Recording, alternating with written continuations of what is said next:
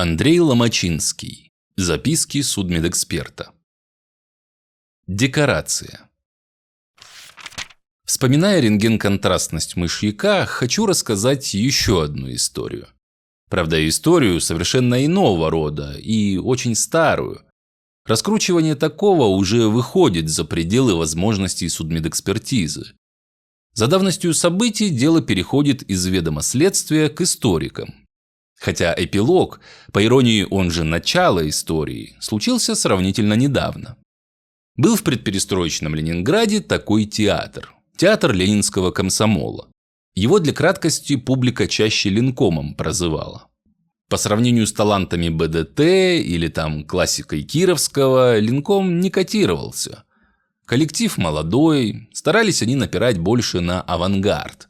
Поэтому актеров-мэтров там немного водилось.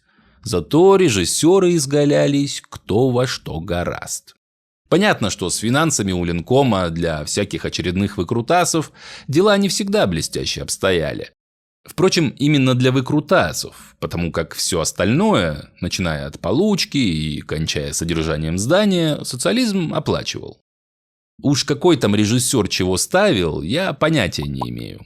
Непосредственно к делу эта информация никак не относилась. Лишь помню, что постановка была про Отечественную войну. Так вот, потребовалось тому режиссеру в своей модерновой пьесе сыграть на сцене повешение. Зовет он декоратора, или кто там у них за подобные дела отвечает, и говорит: «Сделай мне что-нибудь похожее на человеческое тело. Ну там манекен или какое плюшевое чучело».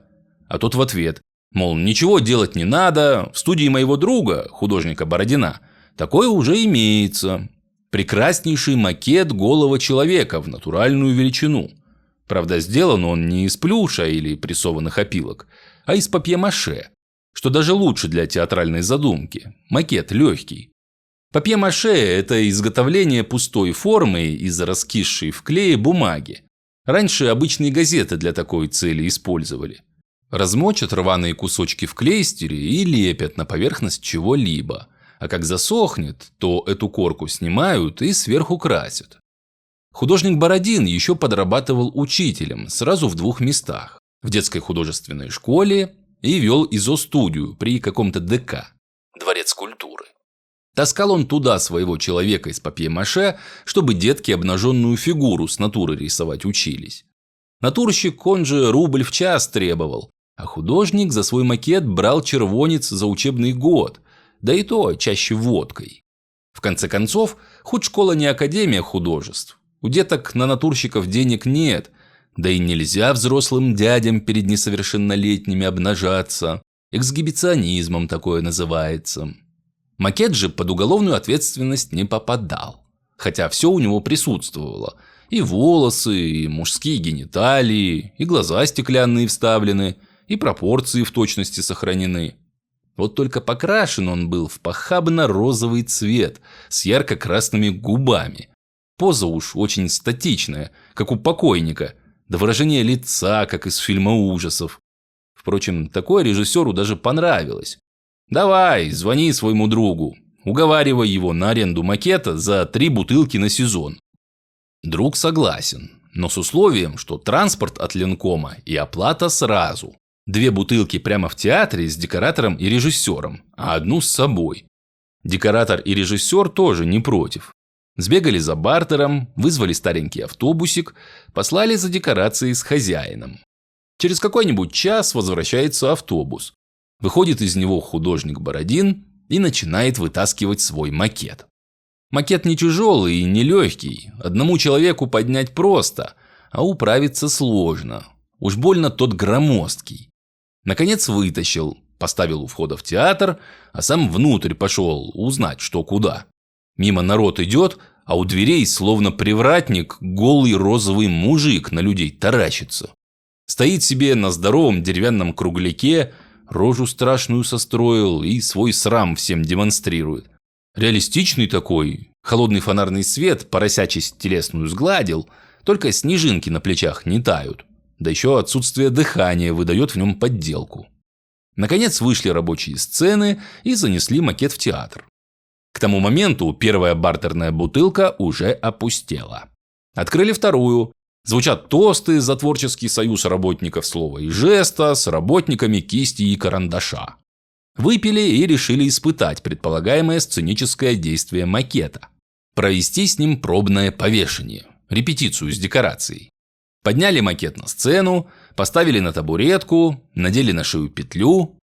Художник Бородин советовал макет с подставки снять, мол, подставка уж очень тяжелая, как бы чего не вышло, да и весь реализм портит. А режиссер с декоратором как раз против, уж больно на подставке макет удобно хранить. Пусть так вешается, а кружок от него открутим только перед премьерой. Большинством голосов решили вешать с подставкой. Режиссер нацепил очки, достал текст, уткнулся в него и невнятно скороговоркой протараторил что-то немецко-фашистское и антипартизанское. Пьяненький декоратор манерно выкидывает руку в нацистском приветствии и с возгласом «Хайль Гитлер» вышибает табуретку. Табуретка с грохотом падает, тело из папье-маше дергается, издавая при этом громкий неприятный треск, и сильно качнувшись, с хрустом ломается в коленях. Круглая тяжелая подставка отваливается и вместе с прикрепленными к ней ногами с грохотом катится по сцене. Троица застыла в изумлении. Из ног торчат настоящие кости. Первым нарушил молчание художник Бородин. «Ой, мля, я-то думаю, чего такие пропорции правильные? Они бумагу на настоящий скелет налепили». Декоратор подошел к безногому висельнику и подозрительно уставился в его страдальчески ужасное лицо. А режиссер склонился над лежащей на ребре подставкой и принялся неуверенно ковыряться авторучкой в торце оторванной голени. Бумажный слой действительно был тонкий и полый, словно тонкостенный кувшин. А вот внутри этой пустоты находилась грубо кованная железяка, вероятно, опорная ось, поддерживающая настоящую мумифицированную трупную ногу. «Это не макет, это мумия!» – заорал в истерике режиссер. «Прочь эту гадость отсюда! Немедленно забирайте тело и вон из театра! Господи, с кем я связался? Гробокопатели, некрофилы! Принести мертвеца в Дом искусства! Ой, что будет, если главный узнает?» Причитаниям режиссера не было конца. Хозяин чего-то мямлил в свое оправдание, мол, он и знать не знал, что там внутри настоящий труп, да никто ему не поверил. Декоратор тоже принялся с визгом поносить ситуацию, правда, для изящности добавляя к своим руладам крепкие матюки. Видать, своей простяцко-народной бравадой пытался скрыть, что на самом деле тоже изрядно трусит. Его-то, декоратора-зачинщика, выгонят в первую очередь. А местом этим он ужасно дорожил. Нет, не из-за зарплаты. Зарплата была весьма плохонькая. Просто работая художником-декоратором в театре, он себя автоматически причислял к элите. Пусть не властной, а богемной. Такое официальное положение в мире искусств чрезвычайно ублажало его эго, успокаивало самолюбие и возвышало самооценку. Как же? Ведь фамилию аж в программках и на афишах печатают. И вдруг на улицу, чтобы так же, как Бородин, рисование преподавать. Или еще хуже, торчать по выходным в парке, надеясь сбыть свою живопись. Такого падения официальный художник не перенесет. Видит Бородин, что истерика у театралов всякую дееспособность и вменяемость отшибла. И решает действовать самостоятельно. Что конкретно делать с трупом, он пока не придумал. Одно только решил твердо. Тело отсюда надо срочно убирать. Эх, плохо шофер уже ушел. Художник кое-как привел в чувство коллегу-декоратора. С ним прошел в его декораторскую мастерскую, взял там ножницы, моток шпагата и рулон серой дерюжной ткани. Когда они снова появились на сцене, то режиссера там не было. Тот спустился в зал, сел на заднем ряду и нервно курил. Оказалось, что он с детства боится покойников. Бородин вначале отодрал обломанные ноги от подставки и привязал их к груди трупа. Потом перевернул табуретку, залез на нее и перерезал веревку. Тело с хрустом грохнулось об гулкий пол сцены. Художник расстелил дерюгу и быстро закатал в нее своего инвалида. Туда же засунул оставшуюся бутылку водки. Затем для надежности обмотал все сверху шпагатом, а на макушке и в ногах завязал ткань пучком. Получилось нечто напоминающее обрубок египетской мумии с горбом спереди, завернутой в серый фантик в виде гигантской конфеты. Вроде сойдет. Вряд ли кто-то заподозрит, что в этом свертке настоящий труп. Кряхтя и сопя, Бородин взвалил его на плечо и, обливаясь потом, медленно побрел на выход. Подставку с торчащими железками он решил оставить ленкому. На улице он также не спеша двинулся в сторону ближайшего метро. Хоть идти было недалеко, но ноша порядком выматывала. Приходилось прислонять натурщика в темных уголках и ждать, пока отойдет затекшее плечо. Прохожие хоть и с интересом косились на столь большую ношу, но без явного страха и подозрений. Формы действительно отдавали некой бутафорщиной. Поди пойми, чего этот дядька тащит. Скульптуру ли или портняцкий манекен. В метро Бородина тоже пустили без проблем. Только контролерша на входе заорала: «Гражданин! Гражданин! За груз, пожалуйста, второй пятачок опустите!» В вагоне художник поставил своего трупа у противоположных дверей, а сам стал к нему лицом. Раскорячил руки и ноги, своим телом зажал спутника в углу, обороняя его от теснящихся рядом людей. Хуже пришлось на пересадке. В плотной толпе обессилевший Бородин чуть не уронил своего трупа прямо на ступеньках перехода. На соседнюю станцию надо вверх по лестнице. Там ему пришлось нести тело в обнимку, словно запеленованного младенца-переростка. Он хотел было затянуть его волоком, словно мешок с картошкой, но побоялся за бутылку водки. Ненароком разобьется о каменные ступени. Пока Бородин дожидался следующего поезда, рядом подошла группа молодых людей спортивного вида. Они серьезно заинтересовались его попутчиком, принялись тыкать в его сторону пальцами и оживленно переговариваться. Художник вжал голову в плечи. «Это конец. Похоже, до них дошел секрет его ноши». Один крепыш с набитыми костяшками на кулаках вплотную подошел к Бородину и, нагло тронув за плечо, спросил: «Отец, это ты куклу сделал?» Нет, не я. Я тут совершенно ни при чем. У меня это с чисто учебной целью». «Так у всех с учебной. Почем ты за них берешь и из чего клепаешь?»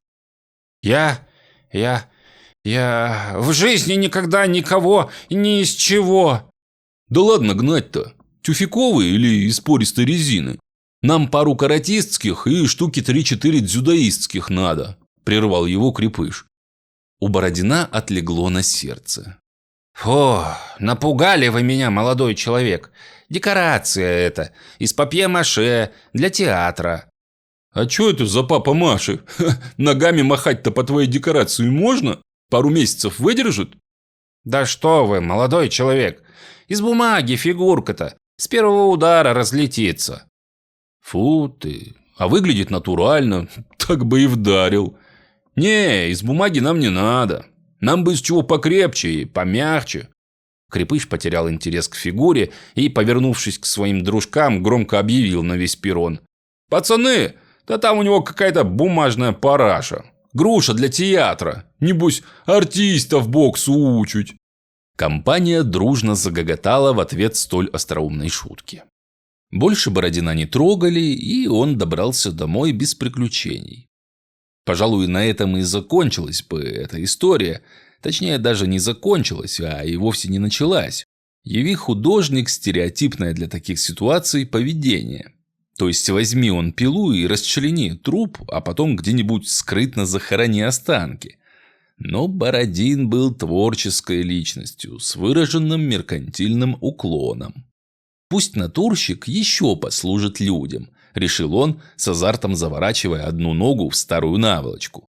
Именно с этим образцом он появился перед роскошными дубовыми дверями кафедры нормальной анатомии ВМА. Спросил, где ему тут найти главного. «Какого главного?» – попросили уточнить на входе. «Может, главного анатома вооруженных сил? Тогда направо и прямо по коридору. Дойдете до 2 скелетов-великанов под стеклом. Да-да, они действительно большие, почти по 2,5 метра, а между ногами у них скелеты-карлики стоят. Так вот, напротив дверь. Вам туда. Через минуту художник Бородин стоял перед медной табличкой. Генерал-майор Дыскин Ефим Анатольевич. Герой Советского Союза. Профессор. Обилие титулов у Ефима Анатольевича внушало уважение и легкий внутренний трепет. Интересно, станет ли герой Советского Союза заниматься такими мелочами? Или к кому другому пошлет? Ладно, надо попробовать. С этой мыслью художник и шагнул в кабинет.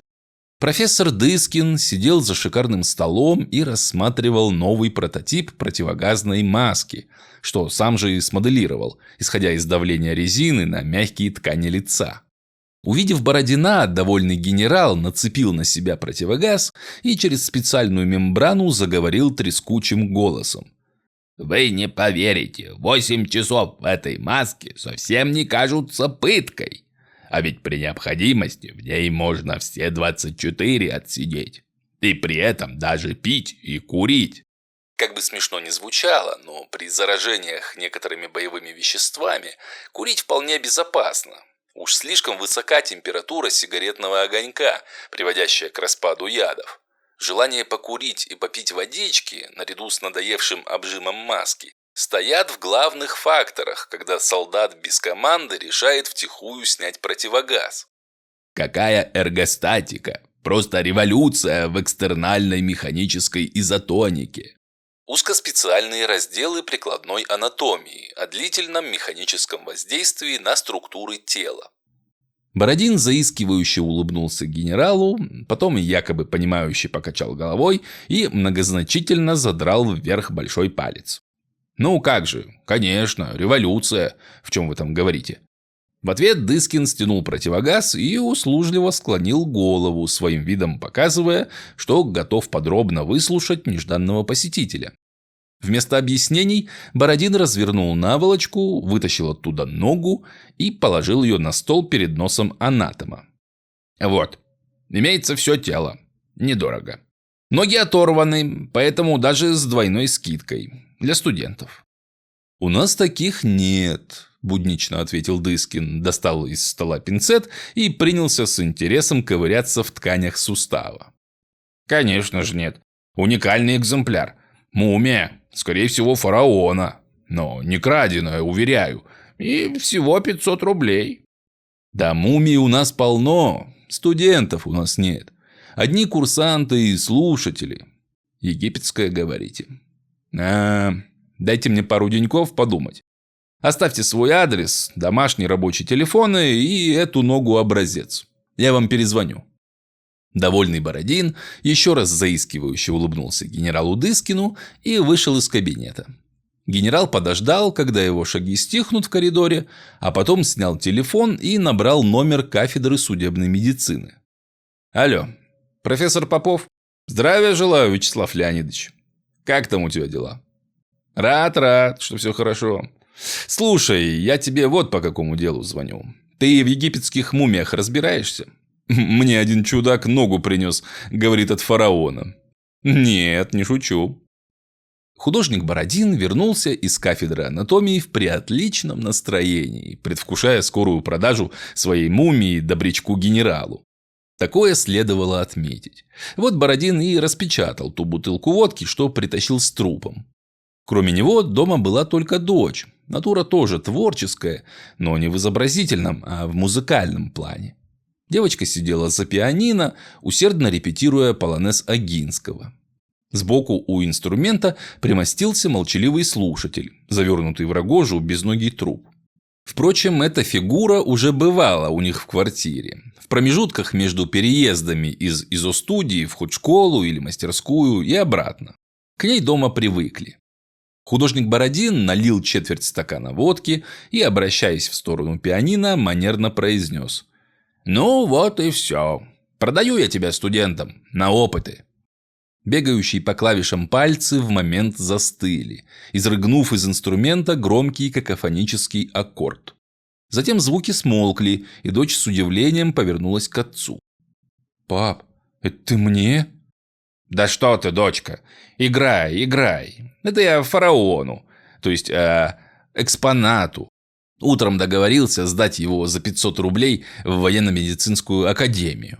Пусть тамошние, как их там, военные студенты на нем учатся. Все равно страшный, детишки его рисовать боятся. Ну, будем».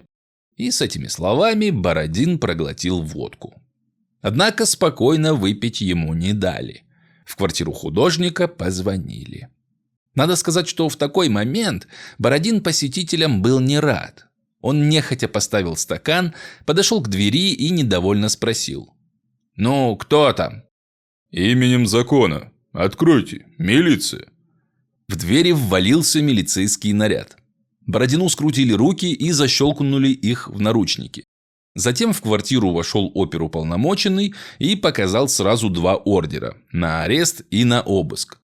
Ничего не понимающая дочка замерла у пианино, развернувшись на полированной крутящейся табуреточке, спиной к клавишам и схватившись за щеки руками. В глазах ее застыл ужас. Опер уставился на нее, словно на неодушевленный предмет, некую помеху предстоящей работе.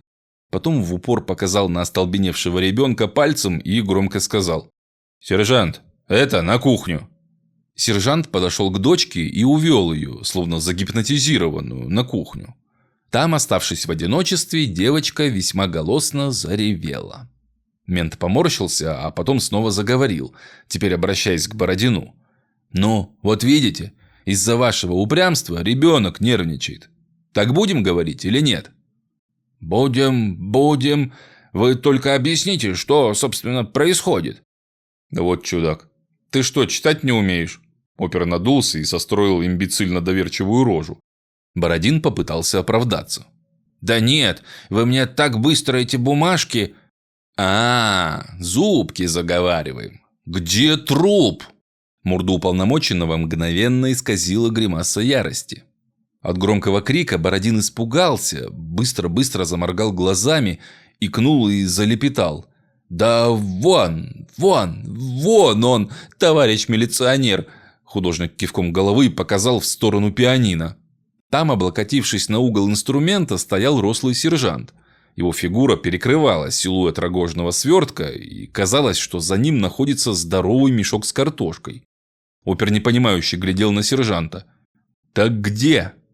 «Вон, ваш товарищ милиционер, в него спиной упирается». Мент ошалело глянул через плечо себе за спину, а потом, как ужаленный, отпрыгнул 2 метра. Труп стал медленно крениться, а потом гулко шлепнулся вслед ошалевшему сержанту. Оперативник подошел к фигуре и легонько постучал по рогоже носком своего ботинка. Звук был, словно тот пнул пустую картонную коробку. Лицо уполномоченного опять приняло туповатое недоверчивое выражение. На этот раз, похоже, искреннее. Он склонился над фигурой, развязал шпагат на фантике, а потом подозвал уже успевшего прийти в себя сержанта. Вдвоем они быстро распеленали фигуру. Из рогожи сверкнула стеклянными глазами страшная розовая рожа. Опер ойкнул от неожиданности, а через секунду от всей души рассмеялся.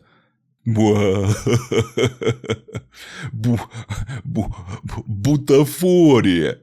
В ответ сержант поднес к самому носу оперативника отломанную ногу, из которой торчали ошметки мумифицированных тканей и явно настоящая человеческая кость. Смех уполномоченного оборвался. Тот подозрительно понюхал голень. «Да, уже не воняет. Давнишнее убийство. Ты смотри, как ловко труп-то скрыл. Высушил, да облепил бумагой. На моем веку такое еще не встречалось.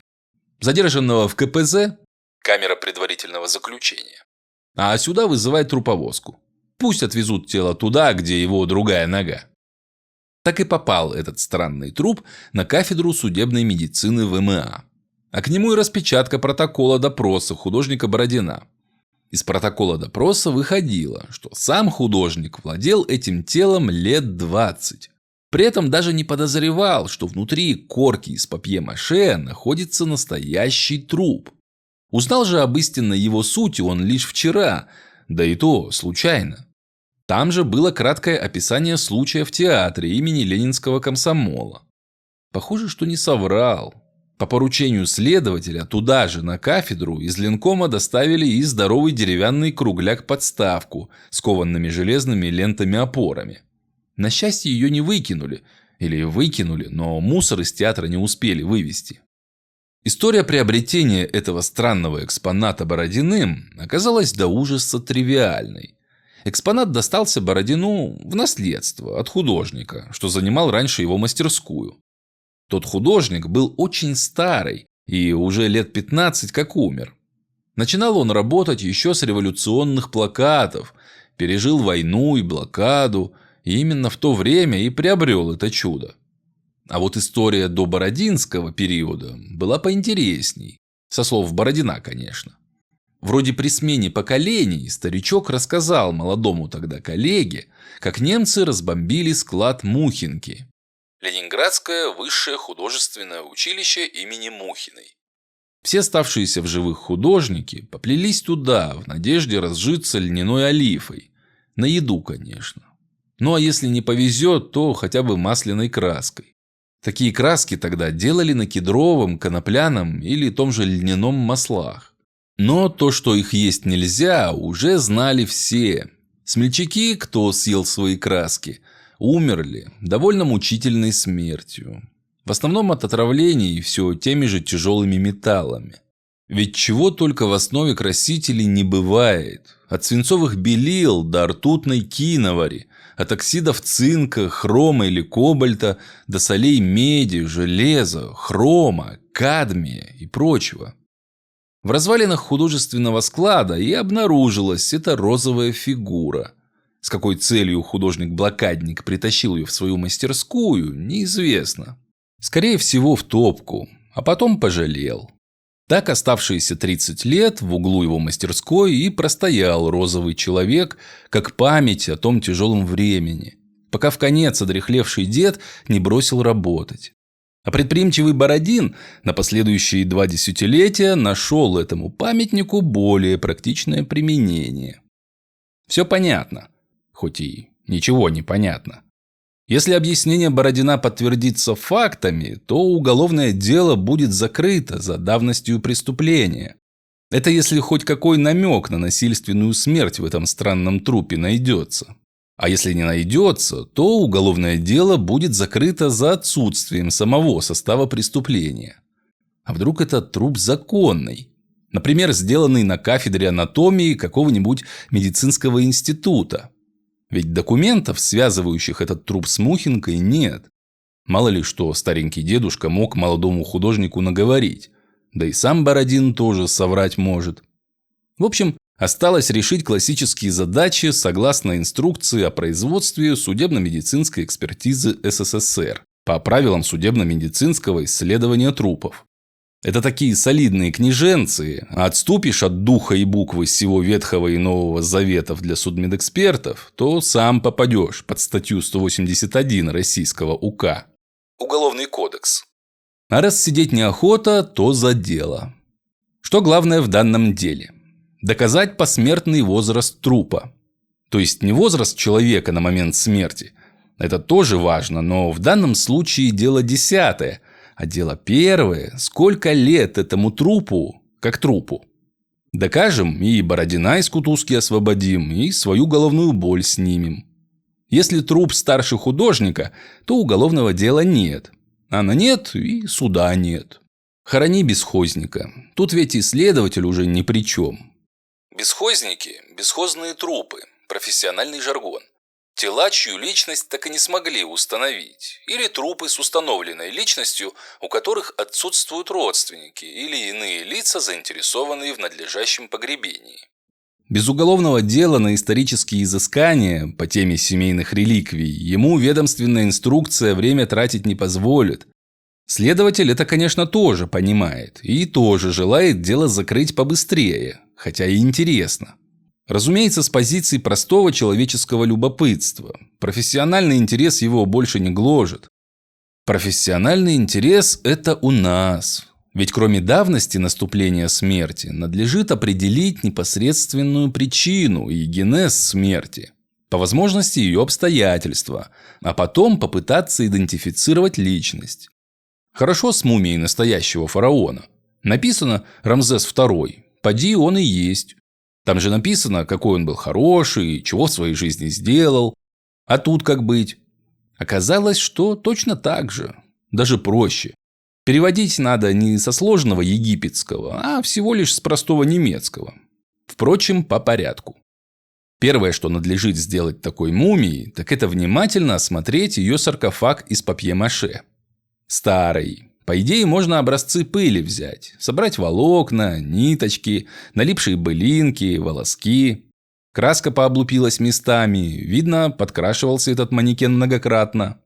В похабный розовый цвет его в последний раз перекрасили. До этого его цвета были более человеческие. Теперь время заняться самим папье-маше. Удобнее всего, где ноги обломанные. Там видно, что не все слои однородны. Наиболее поздние, внешние, обрывки старых книг, а ранние, внутренние, из какой-то более плотной пищей бумаги. И видно, что все это старое. Текст одних обрывков французский, других русский с дореволюционными ятями, а внутренние клочки так вообще, похоже, гусиным пером исписаны. Каллиграфия – закачаешься. Нажим – волосок, финтифлюшки, завиточки на каждой буковке, а нажимная борозда, что оставляет металлическое перо, отсутствует. Чернила расплылись незначительно, а ведь бумагу для папье-маше надолго в клейстере замачивают. Странно. У старых чернил такое только у сепии бывает. У китайской туши, сделанной из чернильного мешка каракатиц. Да, тут наши судебные экспертные методы мало помогут. Хоть археологов или каких историков-реставраторов вызывай. Установили только одно. По счастливой случайности нашли обрывок титульного листа французской книги.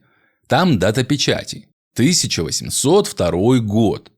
Господи, еще Наполеон только к власти рвется, а до похода на Россию аж целых 10 лет. Определить хоть приблизительный возраст клочков с русским текстом мы не смогли.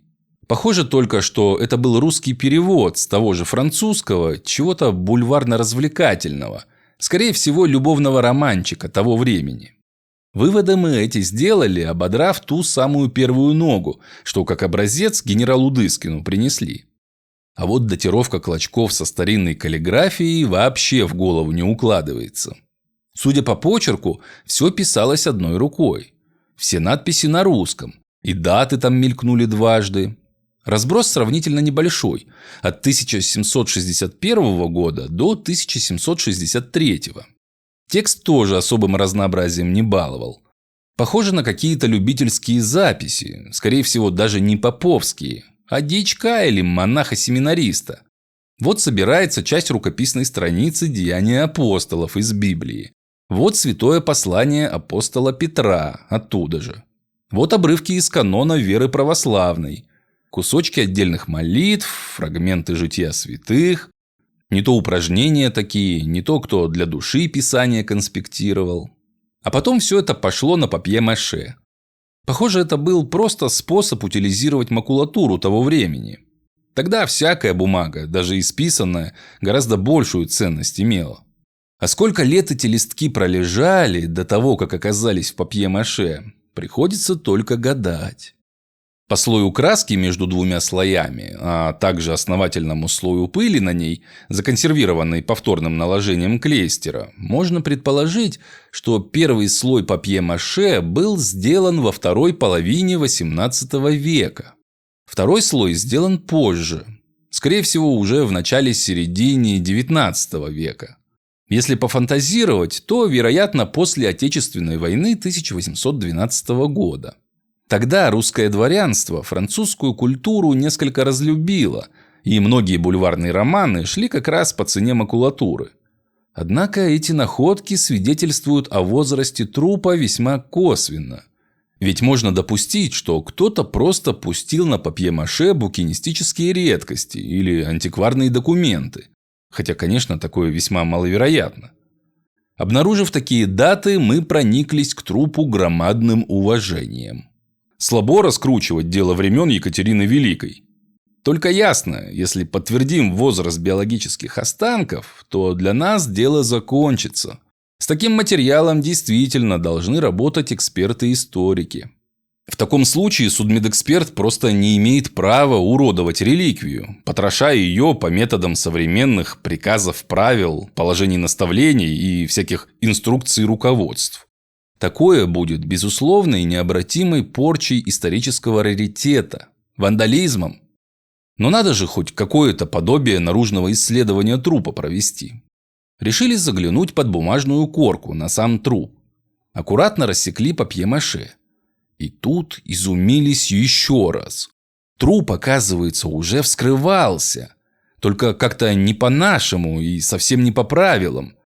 Точно. Вместо знаменитого Y-образного разреза, что уже 150 лет используется в патанатомии и судмедэкспертизе всего мира, по телу идет один прямой разрез от лобка и всего лишь до ребер. И ушит разрез странно. Не обычной косичкой, а примитивным обвивным швом, да похоже грубой суконной ниткой. Волокна, скорее всего, льняные, с добавлением длиннорунной шерсти.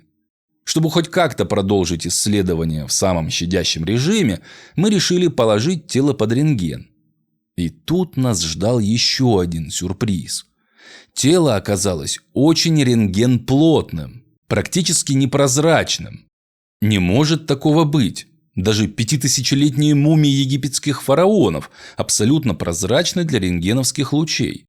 Отложили всякое дальнейшее исследование, взяли кусочки тканей на экспресс-спектрографию. Такую рентгенконтрастность может дать только совершенно невероятная концентрация какого-нибудь металлоподобного элемента. Пока делался анализ, взялись за кружок-подставку. Ясно одно. Железные полосы, что удерживали тело в вертикальном положении, выкованы вручную. Металлургический анализ решили не проводить, как не имеющий оперативно-следственного значения. Вот передадим эту штуку к историкам, пусть они и разбираются. Дерево же самой подставки малоценное. Судя по текстуре, обычная сосна. Сработано аккуратно, всего из 2 склеенных досок. Ни надписи, ни клейма какого. 3 слоя лака. Без участия музейных экспертов никакой информации мы с этого кругляка не получим, даже если и разложим тут все на атомы. Нам больше пятна крови или спермы интересны, отпечатки пальцев или застрявшая пуля на худой конец. Анализ готов. Ребята, не поверите, это мышьяк. Да там его столько, что город отравить хватит. Ясно, что такое количество живой человек проглотить не мог. Даже если насильно в рот влить, то просто кишки прожгло бы, но по телу так бы не разошлось. Тут не об отравлении надо думать. Скорее всего, здесь мышьяк был применен уже посмертно, как консервирующий агент. Такое наиболее часто использовалось в старой таксидермии. Наука – искусство изготовления чучел. Современные чучельники с мышьяком работать боятся и правильно делают. Значит, по методу консервации дату первичного бальзамирования можно смело отодвигать за рамки 19 века. Товарищ Бородин, похоже, вы свободны. И мы тоже. Вернулись к рентгенограммам. Хоть все белесое, но кое-где кое-что просматривается. Например, во рту странный предмет, похожий на небольшой металлический диск. Аккуратно разрезали рот бумажной маски и попытались пинцетом его оттуда вытащить. Ого! 5 копеек. Медные. Здоровые. 1795 года. Хорошая штука. По-древнегречески, что ли, мужика забальзамировали. С монетой во рту для перевозчика Харона, что доставляет душу в царство мертвых. Наконец рискнули. Окончательно разрезали бумажную капсулу на 2 половинки и освободили труп.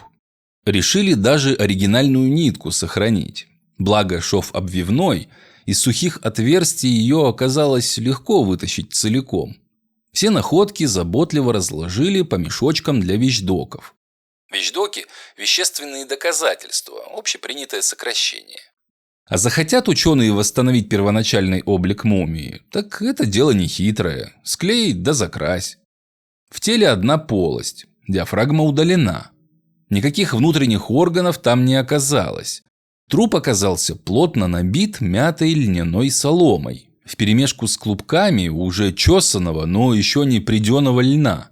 Набивка тоже порядочно пропитана мышьяком. Тут уж точно никакая моль и даже плесень не заведется.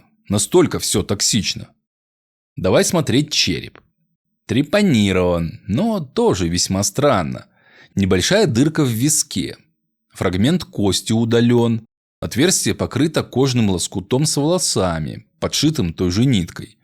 Причем весьма искусно, сразу в глаза не бросается. Полость черепа набита чесаным льном в мышьяке. И тут пинцет цепляет нечто стеклянное. Вытащили набивку, а с ней извлекли пузырек грамм на 20-30. Стекло явно ручного дутья. Несимметричное, толстостенное, стенки неровные. Такой аптечной склянке уже место в музее. Пусть не в Эрмитаже, а вот экспозицию Краеведческого музея, а тем паче Музея истории медицины любого мединститута, такая склянка вполне бы украсила.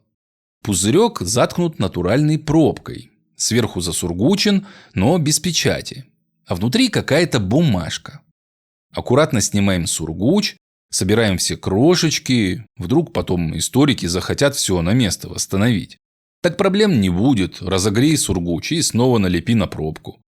Достаем записку. Разворачиваем. Всего одна строчка. Похоже, написано по-немецки и весьма дрянным почерком. Это не страшно. Вон наш доцент по-немецки читает без словаря. Тут, правда, ему потеть не пришлось. Доктор Хайнрих Фигель. 28 число, апрель 1777 года. Кто это? Труп некого доктора Фигеля? А может, всего лишь его работа? Хорошо, хоть дата есть. А еще нашли вот что. Когда трупа в театре вешали, то произошел надлом шеи. В надломе этом обнажилась подъязычная кость. Тонкая такая косточка, она мышцы языка удерживает и говорить нам помогает. Эта кость оказалась надломанной. Притом надлом этот не на сцене сделали. Обломанные поверхности этой кости покрыты засохшей кровью и мумифицированными тканями, а рядом с ней на шее видна старая странгуляционная борозда, верный признак повешения. Сказать, какое это было повешение, прижизненное или уже после смерти свежий труп на веревке болтался, мы затруднились. Уж очень ткани ссохлись, чтобы тонкие признаки сохранить. Вообще-то перелом подъязычной кости чаще всего при удушении руками не бывает. Да борозда уж больно характерная. Как бы там ни было, но труп этот был повешен дважды, с промежутком в 2 с лишним столетия. Куда звонить-то? Кому сообщать о находке? Черт, формально дело еще не закрыто, а посему эксперт обязан хранить тайну предварительного следствия. За ее разглашение статья. Тут, конечно, статьи не будет, но следователь за внепроцессуальную передачу информации на эксперта тоже может телегу пустить. И такой современный тележный путь запросто доведет до выговора с предупреждением о служебном несоответствии. Доцент взял городской документ. Наставление Ленисполкома о проведении эксгумации на старых кладбищах и в других исторически важных местах. Вот тут у телефончик какой-то дамочки из отдела охраны памятников и предметов старины. Ей и позвоним. Дамочка приехала сразу. Хотела забрать с собой найденные вещдоки, исторические артефакты. Ей, правда, поначалу ничего отдавать не хотели, ссылаясь на уголовные и процессуальные кодексы. Инструкторша-инспекторша мельком посмотрела на труп, хмыкнула и написала какую-то писулю на официальном исполкомовском бланке с кучей печатей, расписалась в журнале передачи вещдоков и исчезла, в наглую прихватив с собой старый пятак, пузырек и записку. Потом пришел следователь, почитал наш протокол, посмотрел находки, закрыл уголовное дело и попросил позвонить опять по тому же самому телефону. Мы позвонили. В ответ: сами разбирайтесь. А мы оказались дураками. Да отвезли бы сразу эту мумию вместе с письмом и баночкой в морфологический корпус, к тому же генералу Дыскину.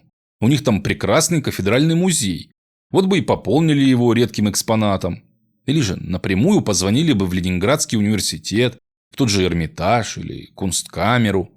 Труп для них, может, мало чего значит, а вот вдруг бы раскопали какую страничку нашей истории с ним связанную. А мы люди военные, да еще в судебке. Никто из нас не рискнул самостоятельно избавиться от этого трупа. Согласно очередному наставлению, инструкции, правилам и прочее, сдали мы это тело в распоряжение ближайшего городского отделения Ленинградского бюро СМЭ. Бюро судмедэкспертизы. Это процессуально независимая от правоохранительных органов структура. В крупных городах имелись региональные структуры бюро. А что? Экспертиза проведена, личность установлена, дата, причина и обстоятельства смерти тоже. Там посмеялись и даже ради шутки выписали официальное свидетельство о смерти некоего гражданина Хайнриха Генриха Фигеля. Отчество и дата рождения неизвестны, наступивший в результате повешения или удушения, предположительно в апреле 1777 года. Приехала труповозка, забрала мумию и все сопутствующие предметы. Мы даже набивку по целлофановым мешкам разложили, отдельно из головы, отдельно из тела. А потом понеслось веселое времечко под названием «Перестройка». Про тот труп забыли окончательно. И вот в один день является на кафедру та самая дамочка-инспектор. В руках какой-то документ. Мы, конечно, в смех, но кто в здравом уме тело в морге годами держать будет? Еще ладно бы какое следствие или там научная работа. Отправили мы ее в бюро, а там еще веселее. Показали ей то смешное свидетельство о смерти, а потом еще одну бумажку. Постановление санитарного врача Ковалевского кладбища о недопустимости захоронения бесхозного тела Генриха Фигеля. Мотивация? Нет, не историческая ценность. Громадное содержание мышьяка. Тело было кремировано, а пепел утилизирован, согласно ведомственной инструкции номер такой-то Сануправления Ленинграда об изъятии субстратов с высокотоксичными солями. Но на этом не конец истории. Оказывается, эта самая дамочка из Ленисполкома оказалась жутким знатоком питерских архивов. К всеобщему удивлению, она провела основательную работу и раздобыла 3 интересных документа. Первый – выписка из книги Пристава о тяжбе православного диакона Василия против некоего аптекаря-фельдшера Куницына. Так вот, в 1805 году тот аптекарь-фельдшер за 5 копеек всем желающим показывал труп якобы брата Пугачева. Об этом деле узнал священник и счел подобные показы крайним святотатством. Это ж надо, разбойника и бунтаря засушили под святые мощи. Да и вообще, покойник без погребения – это грех. Однако хозяин тела показал судебному приставу некий старый документ из канцелярии двора Екатерины Великой. Документ за подписью высокого вельможи говорил, что двор от каких-либо выплат за тело отказывается, и оно остается в полной собственности предъявителя, коему с ним распоряжаться по вольному желанию. Духовное лицо иск проиграло. Со властью двора тогда не спорили, пусть там хоть трижды святотатство. Может, тот пятак во рту и есть немое свидетельство этих выставок? Этим же можно объяснить слои из папье-маше. Вторая, менее интересная, но более ранняя документальная ссылка была найдена в покупных записях Попечительского совета Академии наук от 1778 года. Некто Куницын, скорее всего, отец аптекаря Куницына, из мещанского сословия, предложил купить для извечного хранения якобы настоящее чучело брата Емельяна Пугачева. Попечительский совет в покупке отказал, сочтя данный экспонат «зело усохшим, лицом на бунтаря Емельяна не похожим, посему без научной ценности или иного редкостного интереса», а запрашиваемую за него цену в 3 рубля чрезмерно высокой. Начала мумия свою жизнь после смерти с каких-то купи-продайских дел и ими же закончила. А как она просуществовала в городе на Неве 2 века в промежутке между этими делами, скорее всего, мы уже никогда не узнаем. Ну и, наконец, последний, а по хронологии первый рукописный документ оказался самым интересным. Написан он был по-немецки и нашелся где-то в Москве, в центральных архивах Екатерининского периода. Автором всего письма оказался сам Генрих Фигель. Если перевод старого немецкого адаптировать под русский того же времени, то получалось примерно следующее. «Милостивый государь, не премину доложить, что уж совсем потеплело, а из Петербурга вестей все нет. По личному приказу его высокопревосходительства генерала Добромыслова в распоряжение ее императорского двора передается труп преступника Петрушки Беглова, кто среди самоедов выдавал себя за покойного императора Петра Федоровича, а среди честного русского люда, а иже воров и разбойников, говорил, что он убегший с казни Емелька Пугачев. Богохульник и самозванец был освидетельствован и найден вне всякого сходствия с усопшим императором российским Петром III, а посему с первым крепким морозом без сожаления повешен. С виселицы был снят сразу по испусканию духа, так как вороны могли поклевать. Зиму самозванец отлежал в подвале купца Матвеева, а весну в его же холодном погребе. Больше покойника в погребе держать нельзя, даже со льдом. Тогда генерал Добромыслов лично приказали мне сохранить тело по всем правилам высокого анатомического искусства Кёльнского университета, чтобы доставить самозванца перед очи ее императорского величества несмердящим. При сём издержание купцу Матвееву 25 копеек за подвал и ледовый погреб. Ему же 12 копеек за лед и досмотр. Попу Спасской церкви 1 рубль за освящение дома после скверны. Работы на 5 рублей серебром оплатить доктору Хайнриху Фигелю. Оплата Трифону Чучельнику 30 копеек за помощь. Оплата Эрику Винцу, аптекарю и цирюльнику 1 рубль за мышьяк. Оплата Веньке Солоуху 1 копейка за льняной чес и суконную нить. Ему же полушка за мятый лен и очески. Оплатить Ереме 2 копейки, что давал сарай с дыбой, где скотину дерут. Из всего не заплачено никак, потому как гарнизон в Иркутской крепости поиздержался, и ни его превосходительство, ни комендант, ни квартирмейстер казенных денег больше не имеют. А в самом Иркутске мещане и купцы им в долг более не дают. В магистрате денег тоже нет. Через месяц, как дороги совсем поправятся, отправляем смету вместе с телом в Санкт-Петербург тележным путем по Московской столбовой дороге, так как санным путем посылать уже давно опоздали, но не по нерадению, а все ожидаючи приказа из столицы. Посыльный Данила, сын купца Матвеева, выезжает порученцем. Он обо всем знает, и ему наказано сие письмо передать. За перевоз из Иркутска в Санкт-Петербург Даниле Матвееву обещано лично комендантом Потаповым 2 рубля серебром. Прескромно просим того высочайшего придворного вельможу, кто на доклад к ее величеству государыне императрице пойдет, предъявить сию смету к немедленной оплате, ибо нуждаемся сильно. Преимоверно рад преданно служить ее величеству в ее обширных сибирских владениях, всемирно спасая и оздоровляя ее подданных своим лечебным мастерством.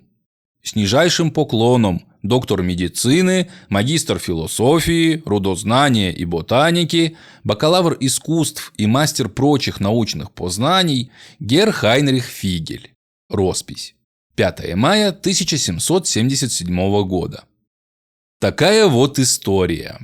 Значит, в бюро туфту написали в свидетельстве о смерти. Никакой это не Генрих Фигель, а Петр, допустим, Беглый. И погиб он не весной 1777 года, а осенью 1776-го. Дальше остается только гадать, почему его труп отправляли в Санкт-Петербург. А может, правду сама Екатерина II решила на самозванца глянуть? Времена-то как раз после Пугачевского восстания. Тогда почему не оплатили издержки? Что, сумма по тем временам большая? Или императрица потеряла интерес к бунтарям? И зачем вообще повесили беглого Петрушу? Ведь живым его куда сподручней при дочи ее величества представить. По крайней мере, уж точно смердить не будет. Логичнее же вначале царице показать, а потом уж и казнить. Откуда взялось папье-маше? Кто и по какой причине неоднократно старался придавать усохшей мумии более товарный вид и установить ее на подставку? Как долго мертвый Петрушка играл за деньги брата Пугачева? А что он делал, с ним делали потом? И вообще, шутка ли? Некий иркутский труп шатался по Петербургу, Ленинграду 200 с лишним лет. Да в любом случае, место этому казусу, пусть не в Эрмитаже, но уж по меньшей мере в Кунсткамере, а оказалось в баке с токсичными отходами. Кто б ты ни был, беглый Петруша-самозванец, мир праху твоему.